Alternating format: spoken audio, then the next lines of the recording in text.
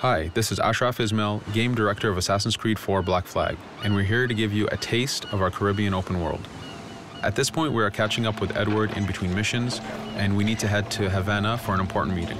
With Black Flag, we wanted to bring you an open world unlike anything you've experienced before, our most unique world with massive cities, but also a Caribbean environment that is filled with exploration potential. The world is filled with a lot of loot, a lot of treasures to find. As we see here, there's a sailor. We're gonna loot him and we're gonna find a treasure map. Treasures are very important in the progression of Edward and the Jackdaw itself, which is your ship. This treasure map is asking us to go to an island called Misteriosa.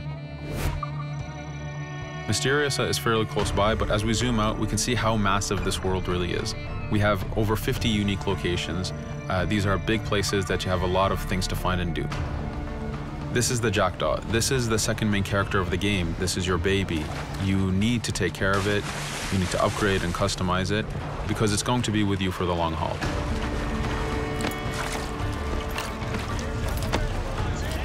Here's our first mate, Adewale. Adewale is very important in the story. He helps you gain the Jackdaw and gain its crew. In the distance, we can see Spanish and British ships fighting each other. We can jump into that fight and take advantage of them weakening each other off, but instead, we're gonna head to Misteriosa for that treasure. We can see that there's a storm building up. Storms are very dangerous. They're a big threat in this world. If you don't navigate them properly, you will take damage and you will lose crew members.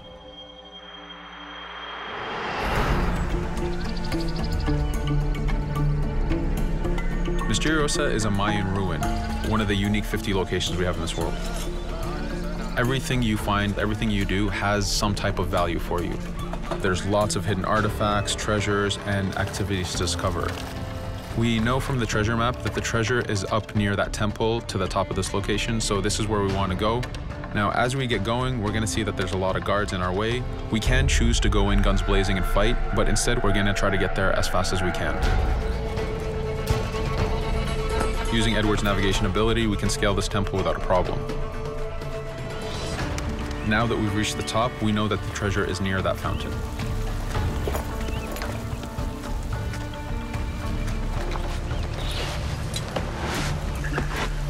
Now that we've found the treasure, what we've actually found is a blueprint. Blueprints are required for the biggest upgrades on the Jackdaw. To be able to face the toughest challenges in this game world, you will need to upgrade the Jackdaw to its fullest capacities. You can see a lot of ambient life in this world.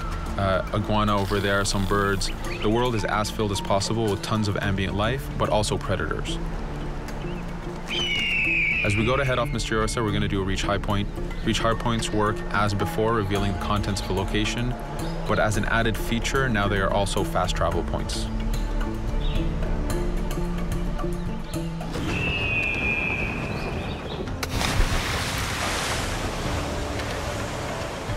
So now that we're back in the ocean, we see our British frigate patrolling the area. Using the spyglass, we're able to see that it has a lot of cargo. Cargo is very important for you to get those upgrades. Here, you can see the upgrades that we've done to the naval combat.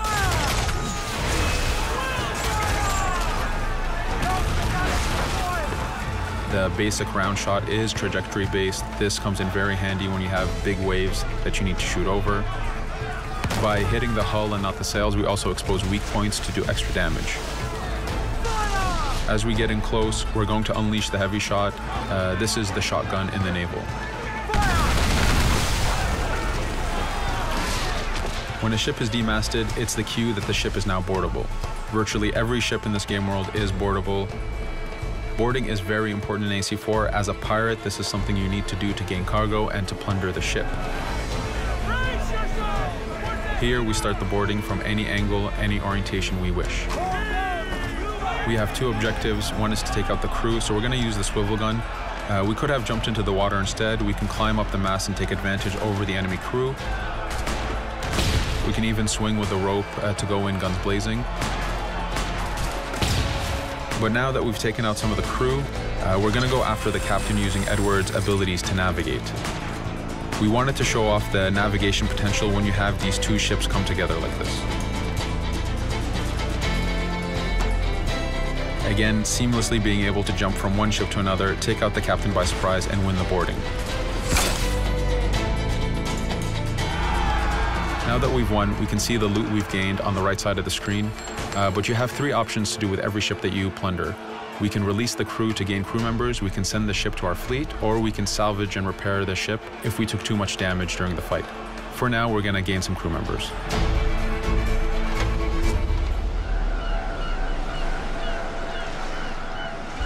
Now that we have cargo and the blueprint, we can now build the upgrade. Fisherman villages are the perfect place to find that harbor master who will build that upgrade for you. So let's do that now.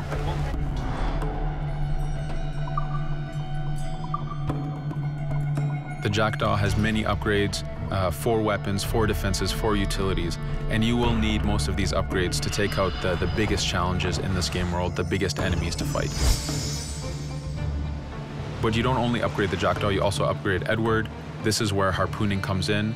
You use the harpooning system with hunting to get the goods to be able to upgrade the number of weapons Edward can carry, the number of pistols he has, even his armor. But for now, we're going to continue our journey to Havana. In our path, we see that there's a fort. It's blocking our way to Havana, so we need to have mastered the naval combat to take this fort out. But since we've recently upgraded the mortar, let's use it to take out the fort towers. Now that the defenses and the towers are down, we still have to infiltrate the fort. And this is where we see Edward and his crew raiding the environment. We're looking for the fort commander. Taking out the commander gives us ownership over the fort. A fort that you own will work for you. It will attack your enemies. It also unlocks a bunch of side missions that are linked to the fort itself.